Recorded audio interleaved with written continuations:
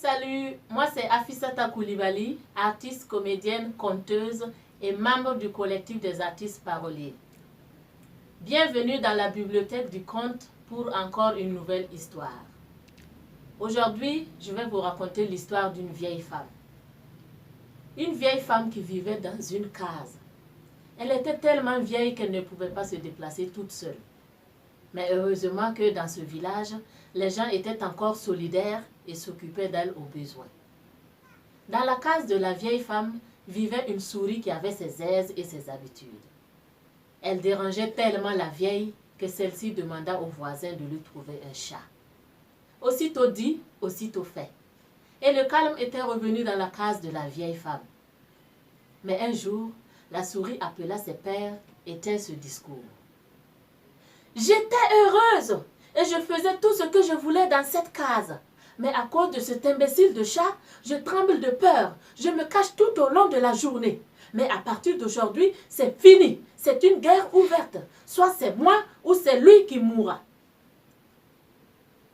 Elle sortit et se mit au beau milieu de la case. Le chat était en promenade. À son retour, il fut surpris de voir la souris au beau milieu de la case en train de le regarder droit dans les yeux. Il se frotta les yeux pour voir qu'il ne rêvait pas. Il demanda « Est-ce bien la souris que je connais ou c'est une ressemblance ?» Et la souris lui répondit « Oui, c'est bien moi qui vais te faire savoir que tu n'es rien et qu'à partir d'aujourd'hui, je ne fuirai plus. » Et le chat lui répondit « Hey, ne joue pas avec moi, car tu me connais.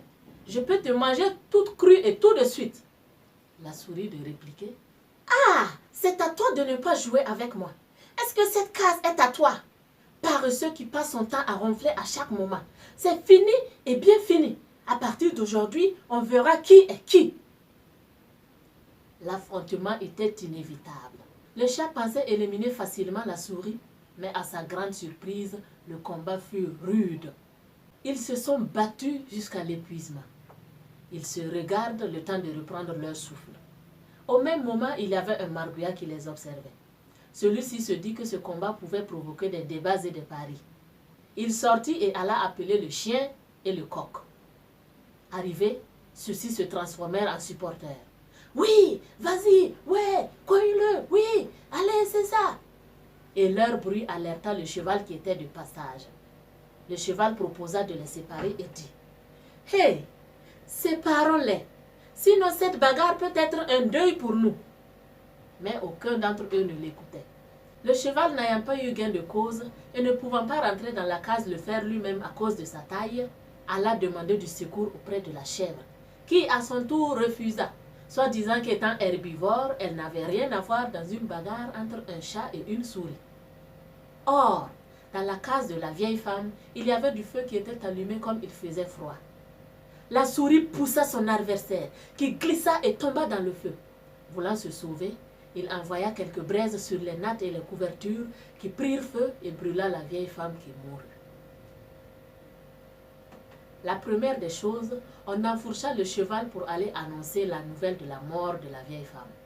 Il parcourut plus de 10 villages. À son retour, le cheval avait du sang qui coulait de sa gueule et ses pattes toutes gonflées tellement il était fatigué. Les coutumes de ce village exigent que l'on égorge un coq, une chèvre et un chien pour les funérailles. Le jour des funérailles arriva. On commença par immoler le coq. Puis on attrapa la chèvre et le chien. Et le cheval de dire « Vraiment, si on m'avait écouté, on aurait pu séparer ces deux rebelles et éviter cette catastrophe. Mais hélas. » La morale de cette histoire dit qu'il faut éteindre le feu qui brûle la case du voisin, car il risque aussi de consumer notre maison.